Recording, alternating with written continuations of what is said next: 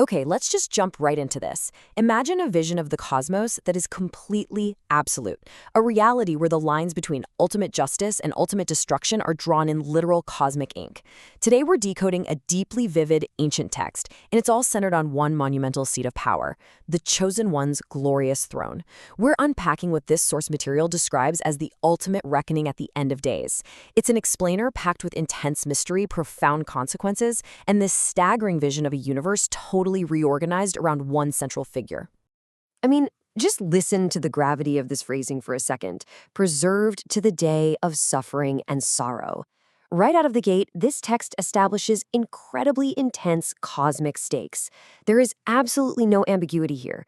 We're introduced to this idea of ultimate accountability, which suggests that every single action, every alignment, and every denial is being carefully tallied up for a specific, inescapable day of reckoning. It sets a tone that is dramatically final, kind of hooking us into a narrative where the universe itself actually demands a resolution. So, for a bit of context, we're analyzing a specific section of text known as the second parable.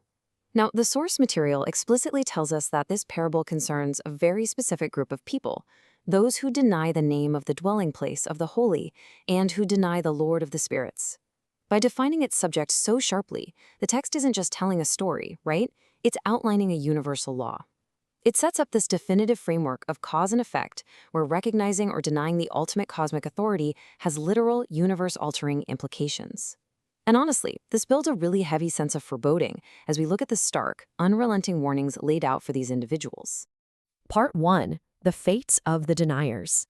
Now, what's really interesting about this is the clear, unforgiving duality the text establishes. It simply doesn't operate in gray areas. On one side, we have the sinners, who are strictly defined as those who deny the Lord of the spirits. And on the flip side, we have the just ones, or the chosen. The text builds its entire architectural framework right on this binary. You're either aligned with the Lord of the spirits or you're in opposition, no in between.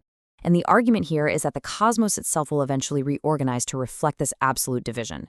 So what exactly happens to these deniers? Well, the text is incredibly specific about what it calls the portion of the sinners. It says they will not ascend to heaven, and they will not come on the earth. Think about that. It is a total geographical exclusion from the cosmos as it will exist. They are entirely displaced, existing only as entities preserved to the day of suffering and sorrow. The source material wants to make it abundantly clear that denying the dwelling place of the holy results in having literally no dwelling place at all in the renewed creation.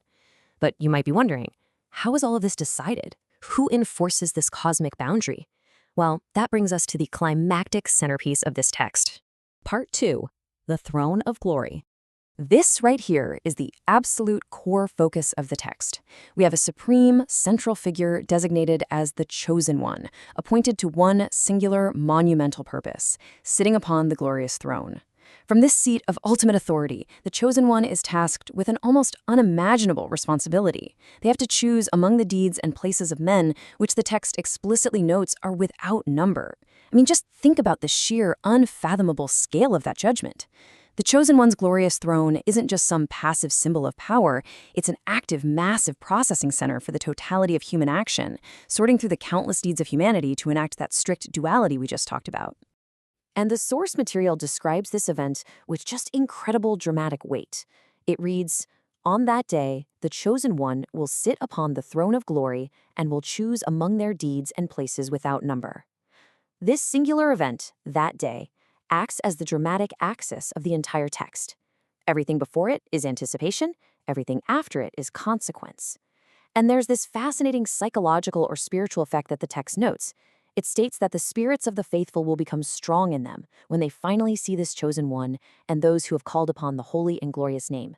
The mere sight of the glorious throne and the one seated upon it imparts this profound strength to the just ones. It is literally the moment of ultimate vindication. And following this monumental judgment, the universe sort of widens back out. Part 3, a transformed cosmos. And this brilliantly illustrates how that narrow, intense focus of the judgment seat expands into a breathtaking vision of a completely new reality. The sheer scale of the aftermath is massive. The text outlines a total, dual transformation orchestrated by the Lord of the Spirits. Heaven is not just improved, it's fundamentally transformed and made a blessing and a light eternally. Similarly, the earth is totally transformed and made a blessing.